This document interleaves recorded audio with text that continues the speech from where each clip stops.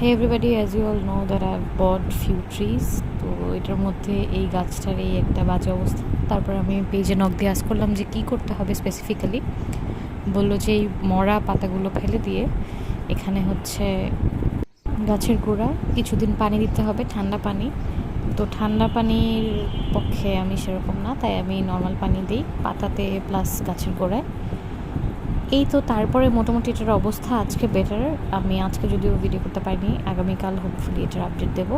আর এই গাছটা পুরোপুরি স্ক্যাম ছিল, মানে এটাতে পানিও দেয়নি, মাটিও দেয়নি। সো আমি মাটিটা দিয়ে শিফট করি, যদি এটা বেটার না হয় তারপরে আবার কিছু একটা করতে হবে। পেজে অবশ্য নক দেওয়া হয়নি, আমি আসলে সময় পাইনি দেওয়ার। তো হ্যাঁ, এই তো এই দুজনকে রিপেয়ার করার চেষ্টা করছি। That's it.